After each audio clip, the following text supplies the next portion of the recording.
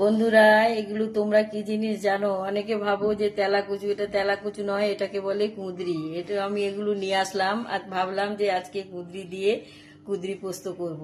তাই জন্য প্রথমে দেখো আমি এটা কেটে নেব।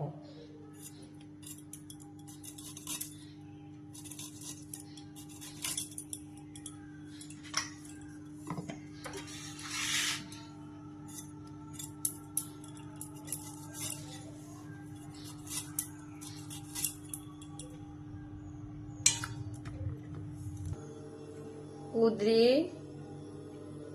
তার সাথে দেখো আলু আর পেঁয়াজ এইভাবে আমি কেটে নিয়েছি। তেল গরম করতে বসিয়ে দিয়েছি, তাই জন্য এবার ফোড়ন দেব। শুকনো লঙ্কা, তেজপাতা আর পাঁচ ফোড়ন। ফোড়ন দিয়ে এবার পেঁয়াজ কুচনোটা দিয়ে দেব।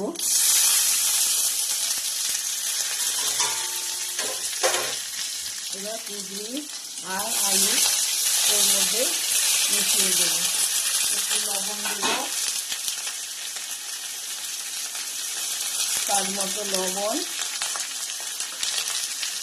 আর হলুদ মিশিয়ে দেবো। মিশিয়ে দিয়ে একটু নাড়াচাড়া করে নিয়ে ঢাকনা দিয়ে ওটাকে এবার ঢাকনা দিয়ে মজিয়ে নেব। এখন ঢাকনা খুলে তোমাদের দেখাচ্ছি। দেখো কুঁদরি আর আলু পেঁয়াজ সমস্ত কিছু একটু ভাজা ভাজা হয়ে গেছে। সেই জন্য এখন আমি ওর সাথে পোস্ত বেটে রেখেছিলাম, সেই পোস্ত বাটাটা ওর মধ্যে মিশিয়ে দেব। অল্প পরিমাণে একটু জল দেব। জল দিয়ে ওটাকে ভালো করে একটু সেদ্ধ করে নেব। কুঁদরি পোস্ত দেখো একেবারে রেডি, প্রিপারেশান। সার্ভ করবো এখন, একদম খাওয়ার জন্য রেডি। তাই একটা